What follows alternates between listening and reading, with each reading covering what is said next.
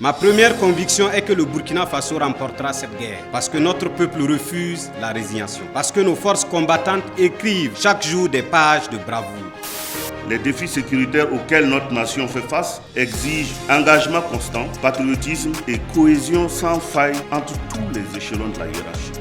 Parce qu'une nation qui défend sa souveraineté avec foi, courage et unité finit toujours par triompher.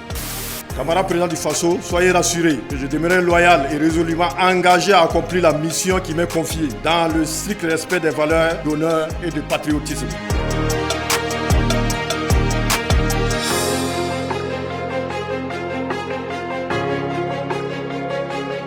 Il y a déjà quelque temps, je me tenais ici lors de ma nomination en tant que CMGA couplé à ma promotion au grade de général de brigade. Aujourd'hui encore, il a plu à Allah de m'accorder la grâce d'être élevé au grade de général de division. Cette promotion n'est pas seulement la récompense de mon parcours professionnel, c'est aussi la volonté du camarade capitaine Ibrahim Traoré, président du Faso, chef de l'État, de me renouveler sa confiance que je mesure à sa juste valeur. Ce galon est surtout un appel à davantage de responsabilité, de sagesse et d'abnégation au service de la nation. Je voudrais saisir l'opportunité pour remercier mon épouse pour son soutien constant et sa patience. À mes grands subordonnés, notamment les chefs d'état-major d'armée, les directeurs centraux de service, les chefs de division, recevez ici ma profonde gratitude pour votre présence et votre franche collaboration. Ce galon, je le dois aussi à vous. Le grade de général ne se résume ni aux étoiles que l'on porte sur les épaules, ni aux honneurs qui les accompagnent. Il est avant tout un engagement renouvelé envers la patrie, un serment silencieux de conduire les hommes avec courage. Camarade président du Faso, chers camarades,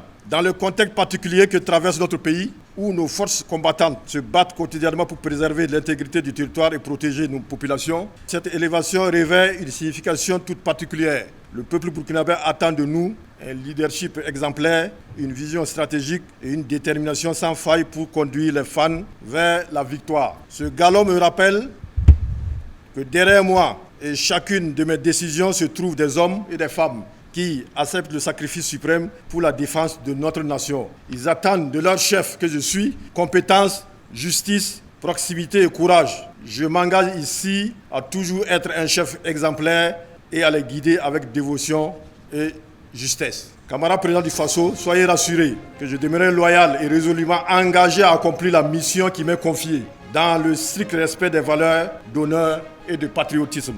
Que Dieu bénisse les forces armées nationales. Que Dieu protège les forces combattantes engagées sur tous les théâtres d'opération. La patrie ou la mort, nous vaincrons. Je vous remercie.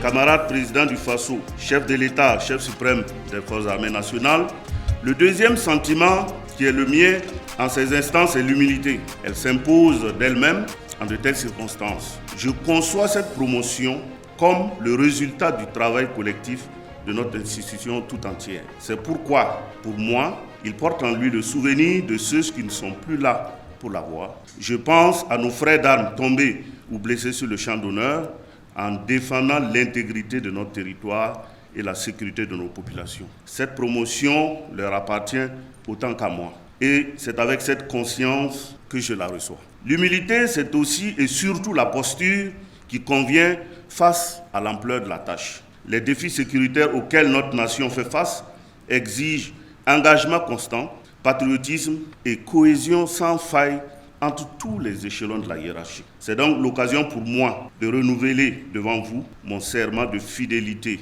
à la nation et aux institutions de la République.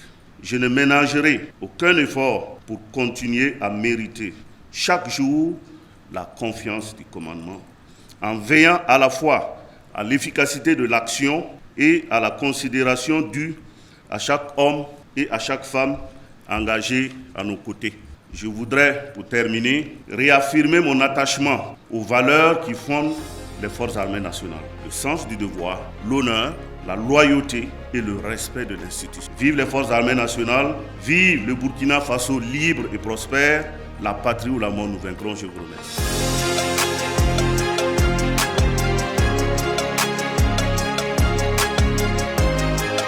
Je mesure pleinement l'honneur qui m'est fait, mais plus encore la responsabilité qui en découle. Soyez assurés, camarades présidents, que cette confiance sera pour moi une exigence permanente de loyauté, d'exemplarité et de résultats au service exclusif de la patrie.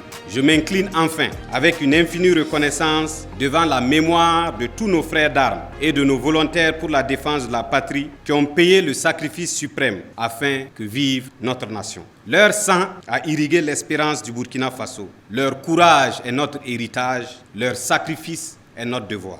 Camarades présidents du Faso, en accédant aujourd'hui au rang d'officier général, plusieurs convictions guideront mes pas. Je veux n'en retenir ici que deux qui seront ma boussole. Ma première conviction est que le Burkina Faso remportera cette guerre parce que notre peuple refuse la résignation, parce que nos forces combattantes écrivent chaque jour des pages de bravoure, parce qu'une nation qui défend sa souveraineté avec foi, courage et unité finit toujours par triompher. Ma deuxième conviction, chevillée au corps, est que le leadership que vous incarnez, camarades présidents, constitue aujourd'hui un facteur déterminant de la résilience et de la victoire de notre nation. Votre capacité à entretenir un dialogue exigeant avec l'institution militaire et l'ensemble des acteurs des instruments de notre puissance nationale, à fixer des objectifs politiques cohérents et à adapter sans relâche la stratégie à l'évolution du conflit est remarquable. Camarades présidents du Faso, fort de ces convictions, je voudrais terminer mon propos par un engagement. Devant la nation et devant l'histoire, je renouvelle